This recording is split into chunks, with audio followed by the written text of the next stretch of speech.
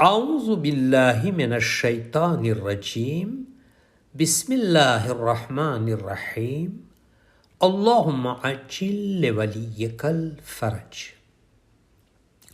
हज़रत अमीरुल मोमिनीन अली इब्न अबी तालिब अलैहिस्सलातु वस्सलाम નહજુલ બલાગાની અંદર હિકમત નંબર 127માં ઇરશાદ ફરમાવે છે કે જેણે અમલ કરવામાં આળસ કરી તે તકલીફ અને પરેશાનીમાં ઘેરાશે અને અલ્લાહને આવા બંદાની કોઈ પરવા નથી જેની જાન અને માલમાં અલ્લાહનો કોઈ હિસ્સો ન હોય.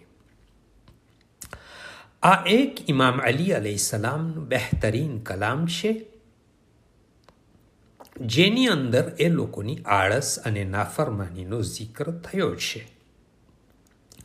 જે અલ્લાહની વાત નથી માનતા અને જે પણ અમલ કરવામાં આળસ કરશે તેને આજ નહીં તો કાલે કોઈને કોઈ પરેશાની આવશે.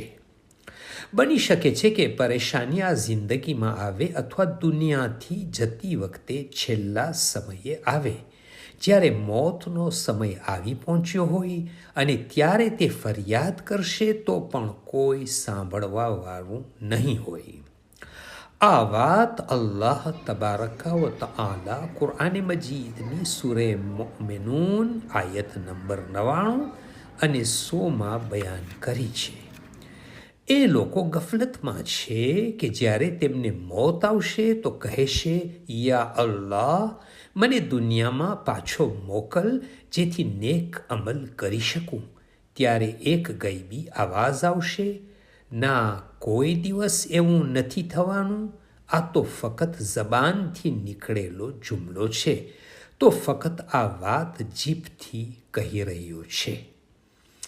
કુરઆને મજીદ સૂરે ઝુમર આયત નંબર 56માં પણ જિક્ર થયેલ છે કે અમુક લોકો મરણ પછી કહેશે કે હાય અફસોસ મારી ઉપર કે મેં અલ્લાહના હકમાં આળસ કરી અને અલ્લાહના હુકમની મજાક ઉડાડતો રહ્યો. તો અમુક ઇન્સાન જાણી જોઈને અથવા અમુક ઇન્સાન આળસમાં અલ્લાહની બંદગી નથી કરતા. તે અહીંયા હમણાં તો આરામની જિંદગી ગુજારશે, પરંતુ પછી અફસોસ કરશે જ્યારે તેને અલ્લાહની બારગાહમાં ઊભો કરવામાં આવશે.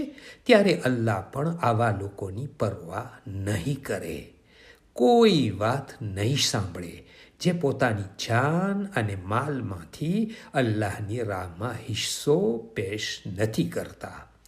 અને જે લોકો અલ્લાહની વાતને સાંભળે છે તેની વાતોને અલ્લાહ પણ સાંભળે છે, તેમજ દુનિયા અને આખેરતમાં ઇઝ્ઝત અને જન્નત અતા કરે છે.